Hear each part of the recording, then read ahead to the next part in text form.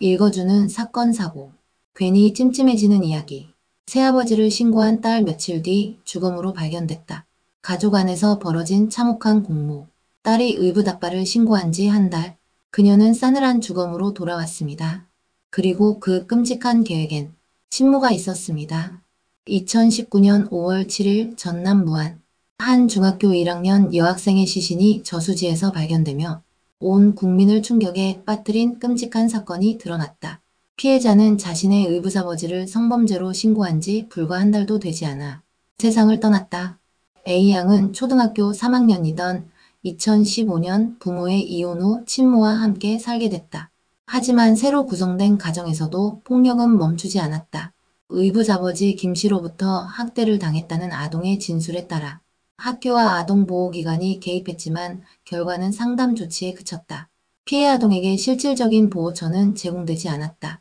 이후 김씨는 A양에게 성적범죄를 저지르기까지 했다.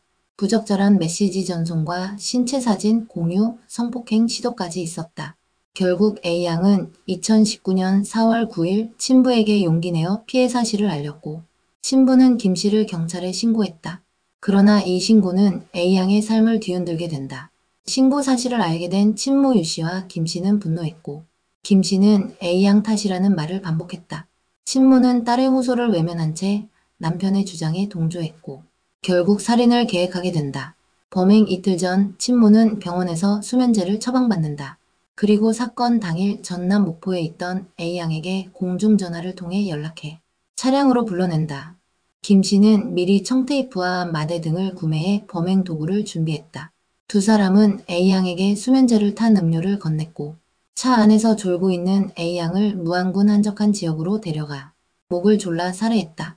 이 과정에서 A양이 김씨의 옷자락을 붙들며 저항했지만 친모는 아이의 손을 떨쳐내며 오히려 범행을 도왔다. 당시 차량에는 이들 사이에서 태어난 13개월 된 아기도 함께 있었다. 김씨는 시신을 벽돌이 담긴 마대에 담아 광주 너리째 터널 인근 저수지에 유기했다. 친모는 이튿날 시신을 유기한 김씨에게 고생했다고 말하며 다독였고 이들은 같은 날 세 차례나 유기 현장을 다시 찾아 시신이 떠올랐는지 확인했다. 결국 A양의 시신은 반나절 만에 한 행인에 의해 발견됐다. 이후 경찰은 친모에게 시신 발견 소식을 전달했고 이를 들은 김씨는 경찰에 자수했다.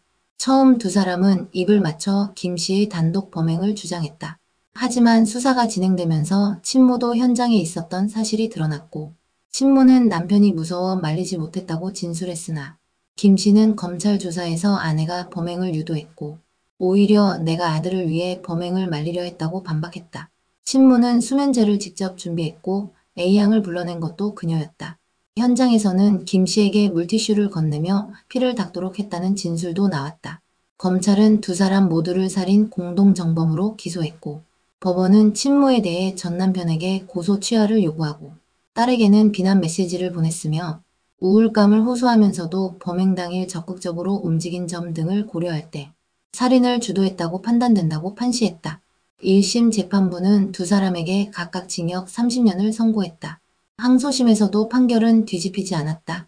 재판부는 아이의 구조 요청은 끝내 외면당했다며 친모와 김씨의 주장을 받아들이지 않았다.